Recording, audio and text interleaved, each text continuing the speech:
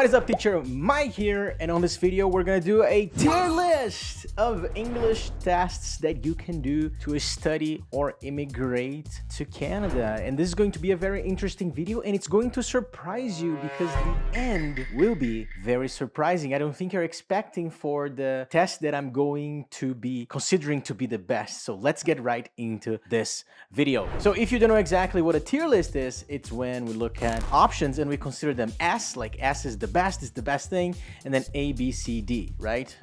S is the best, A, it's great, B is good, C is eh, and D is the worst. So I have 5 tests that I'm going to measure here. CELPIP, the Duolingo test, IELTS, PTE, and CALE. All right, so we're gonna look at these tests into the perspective of what they can be used for and if they're good or bad, okay? And then very quickly, hey, if you don't know me, I'm Teacher Mike. I'm the founder and one of the teachers at ExpressPrep.ca. We help immigrants like you become residents in Canada by having an awesome English score and by improving your English. Now, subscribe to the channel, give it a like, and let's go right away into the video. So let's get started, guys. I have selected 5 tests here: CELPIP, Duolingo, IELTS, PTE, and CALE. All right. Now, my apologies, the image is not perfect. This is the IELTS logo. It doesn't fit, but this is perfect for the purposes of the video. So look, we're going to start with IELTS, okay? So when you are immigrating to Canada, usually you have 3 main options. That's what you think about in terms of English. You think about IELTS, PTE, and CELPIP. So let's start with IELTS. Where am I going to put IELTS into this list? And I'm going to explain why. So I'm going to put IELTS as a B option, okay? Now,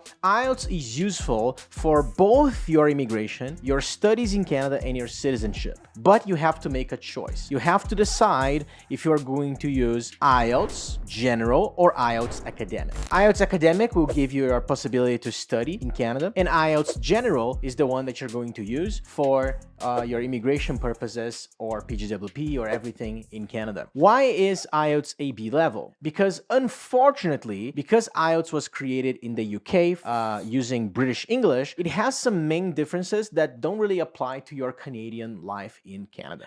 Some people complain that the writing on IELTS is too strict compared to other tests, and that makes it a little bit more difficult, a little bit more complicated to be able to get to the score that you usually want. However, if you're planning to just come to Canada to study and not to immigrate, you don't want your PGWP or you don't want your residency to Canada, maybe you just want to come to Canada to study, then IELTS is not a bad option. So that's why it goes to, B. All right, let's talk about PTE. Now look, I don't hate PTE, but it has to go below IELTS. I've helped students with PTE before, and the only reason why I don't like it so much anymore, it's because of the value for the money. If I'm not wrong, it costs the same or a little bit more than IELTS, and the test, because everything is done on the computer, it has some parts where you have to listen and speak at the same time, or you have to read and speak at the same time. I find the test to be way more complicated than it should, right? Also, there's the fact that some parts of the test are done with artificial intelligence in terms of giving you your answer, your score, and I don't trust it. I still need to see more clarity into artificial intelligence so that I'm happy about allowing this test to use only artificial intelligence to give people's score. So if my score is being graded by artificial intelligence and not by a human, I still don't trust it entirely. Maybe we're gonna get there, but we are not there yet, I believe. All right, so that's why PTE goes there. All right, so I think we're getting to the point where the answer might surprise you. So let's talk about this guy, CALE, and then we're gonna talk about Duolingo and CELPIP. And I'll explain to you guys why I put Duolingo here. Again, the answer will surprise you, I think. So CALE, I'm gonna put it together here with IELTS. It's gonna be B. Why is that? Just because they haven't been able to make CALE popular enough. CALE is the academic version of CELPIP, which means that it's a test that was created in Canada for people that want to study in Canada. And the best part is most, if not all of Canadian English institutions accept CALE as a form of you to show your English to them. Unfortunately, people don't know about CALE enough, and then CALE is not popular, and then people don't do CALE. But if people knew about it, I think that they would do it a lot more than IELTS. But it is the problem of the company that leads CALE. It's their fault that they haven't been able to make CALE so popular. popular. So other than that, Kale is great because it works just like the CELPIP test. It can be done at home, which is it's insane that you can do Kale at home. So you can do it at your own home, of course, following some special guidelines, but you can do it at home and you can use that score to send to that institution, and that institution can validate your score, and then you can study in Canada, anywhere in Canada with Kale. So look at this. You know, as I say this, I kind of want to put it in A here, but I'll keep it in B because it's not popular enough. You guys don't even know about it. But if you think about it, it's crazy because it's cheaper than IELTS. You can do it at home. IELTS, you have to go somewhere to do it, and you can use Kale for the same purposes as IELTS for study. So you cannot use Kale to immigrate. You can only use Kale for study. And now we have two more we're going to talk about. We're going to talk about Duolingo and CELPIP. And the ending, again, the ending will surprise you. So obviously, you guys know me. And of course, I'm biased because I love CELPIP. So CELPIP will be A. CELPIP is the one test that you should be using for your immigration to Canada. So I'm not talking about your studies in Canada. Maybe you're watching this video and you want to study in Canada, or you are here already in Canada and you want to apply for a master's degree or something and you need that English test. Well, CELPIP doesn't work for your studies. CELPIP only works for immigration, okay? So if you're looking to apply for master's, PhD, you will not use CELPIP because it doesn't work. It only works for immigration, PGWP, visas. It works for everything regarding immigration and certifications in Canada. For example, right now we have tons of students who are doctors, nurses, physiotherapists that are coming into Canada, getting their PRs with CELPIP. But that's the main thing here, is that CELPIP is not for education. CELPIP is for